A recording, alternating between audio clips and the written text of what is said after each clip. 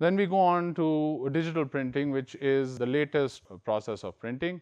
You can achieve very dramatic results with digital printing. It is similar to inkjet printing, but not entirely.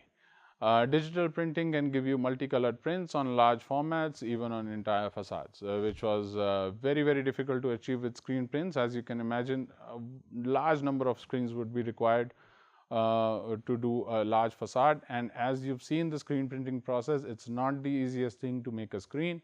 So making hundreds and thousands of screens is not easy or cost effective. So in case you want to have a facade which is dynamic, which has a lot of color, has a pattern flowing all across it, you need to go with a digital print. Complex patterns can be achieved, even simple patterns can be achieved wherever you want to substitute an ink. Maybe there's one glass that you need to print, so you don't need to make a single frame for that. And the glass frit, as you understand, is a glass particle. Now, these digital printing machines can print to a resolution of 1080 dots per inch or 1080p. Now, that is very, very fine. So, the glass frit that is used for these inks is very, very special. It's very finely ground and is very expensive. So, the inks that are used for this kind of printing are very special, and that is what drives up the cost, and they have to be very, very fine. The nozzles through which the ink comes through is susceptible to dust, and the areas need to be very clean, and you need to wash the heads well. So, it's not as simple as your normal inkjet printer, because the inks are far more complex. So, you can do multicolors simultaneously. It is not a CMYK print. A CMYK print means that you have 4 basic colors, and you can then perhaps go on to make 256 colors or more. With ceramic inks, I have explained before that it's not that easy to mix. So, you have a large variety of spectrum inks or various kinds of inks which are available in many colors. So, you can mix and match various colors, and you can incorporate that into a design, but essentially you don't get the CMYK print that you get in other inkjet printers. So, there is a limitation on what you can print. If it is a 6-color design, that means only 6 colors are going through, and whatever you can achieve through mixing those 6 colors can be achieved. Although, as you can see, the examples are quite brilliant, but they cannot be compared to an inkjet or a UV inkjet printer, which will have very vivid designs, but they will not be robust. So, you can have individual labeling on the facade glass, you can have numbers and panel numbers on each glass when you print it. So, they all come together as a jigsaw puzzle. You can do multiple jobs at the same time, you can do edge to edge printing, you can do dot on dot printing. So, several possibilities with digital printing, but we need to understand the process before we know what are the limitations as well. It's essentially a flatbed printer which will throw the ink onto the glass surface directly. The glass normally is stationary, although there are certain models where the glass will not be stationary, and the inkjet will print on the glass. Now, the drops which are going onto the glass surface can also be dried at the same time with a dryer attached to the print head itself, which is called drop fixation, which will allow the ink not to spread. So, you can have a dot which is very precise, because it's a liquid. When it goes onto the glass surface, it will try to spread, but if it's dried up immediately, it will not spread. So, this allows you to do very accurate prints where you can put one dot on top of the other, which is called dot on dot.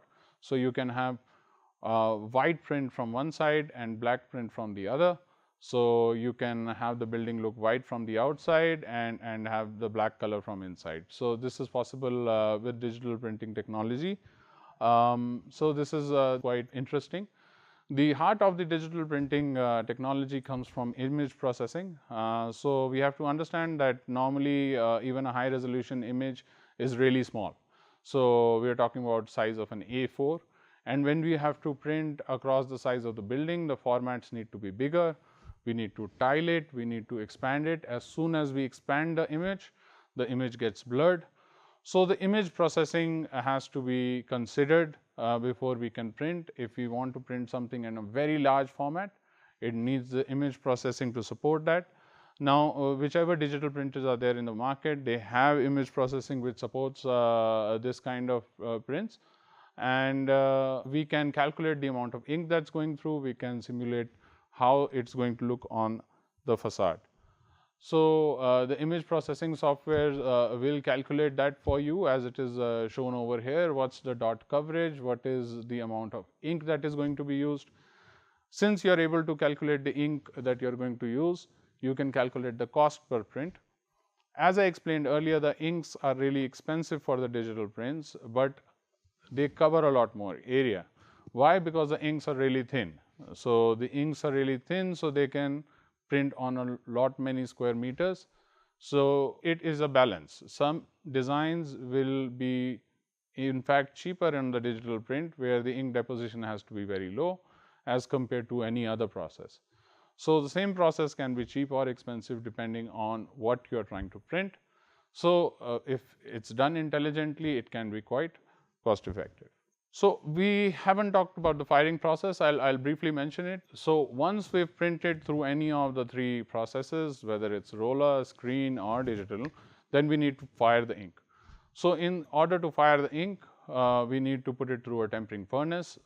Most of the ceramic inks are high temperature inks, although for certain applications such as bottling, they are available for lower temperatures.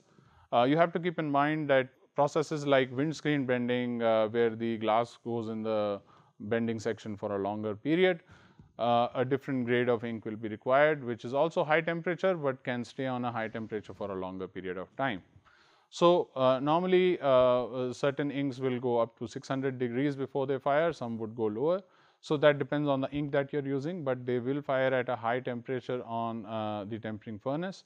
But what you need to maintain is that the firing temperature has to be consistent. You need to note down at what temperature the ink is going to be fired and what is your setup process. The setup process needs to be replicated. If you have multiple furnaces, different furnaces will give different results.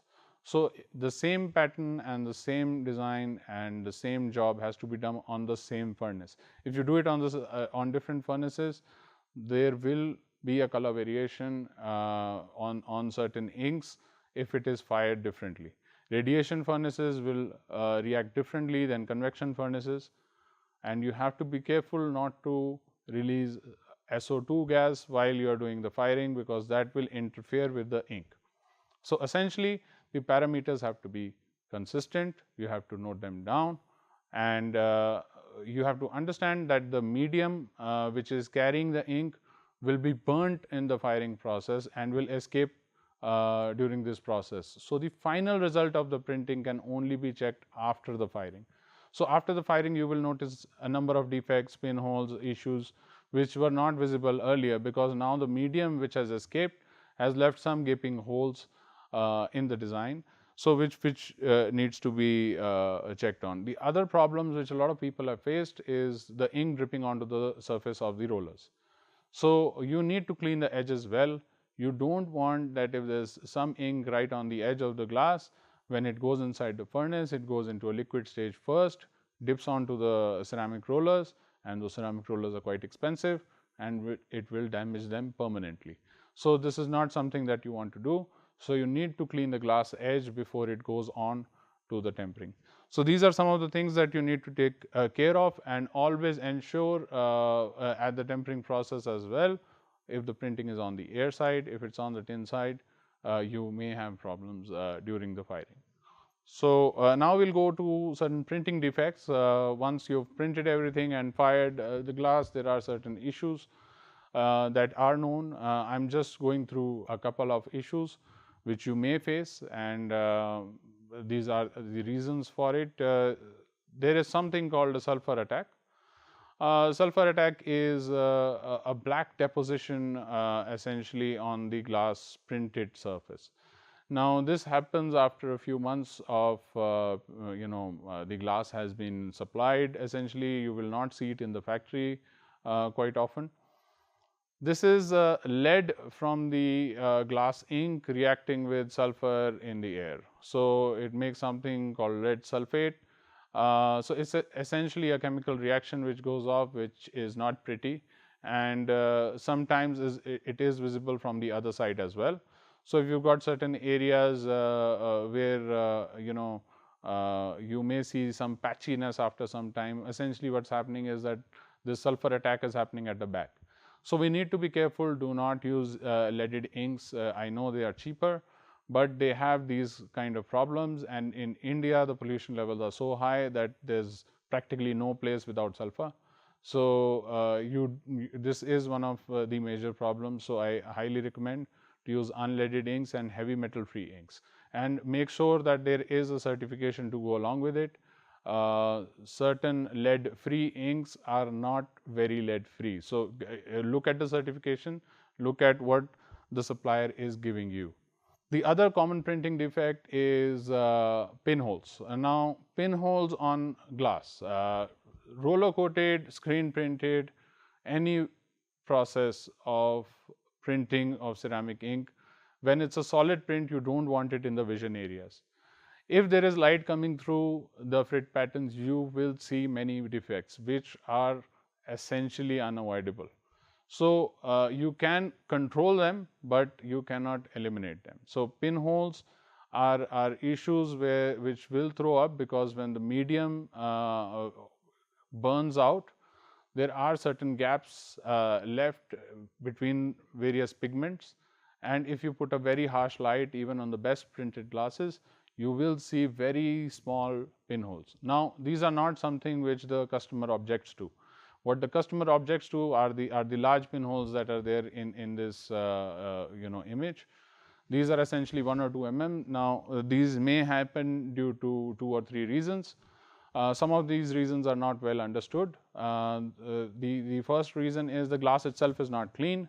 So there was dust on the glass surface when you printed it, and that has not allowed the ink to go on through the glass surface. The other thing is that you've printed the glass and the dust has settled on the ink, and it has burned out during the firing process, which will also leave a small mark around that particular pinhole.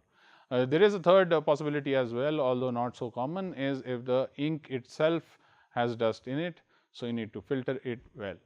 So a dust-free environment for printing is always better, but it does not ensure that there are no pinholes. So the ink, if it is separated, that means the ink, if it's kept in conditions which it's not supposed to be kept, high temperatures, the pigment may settle down and the medium may separate, which may also leave gaps in the dispersion.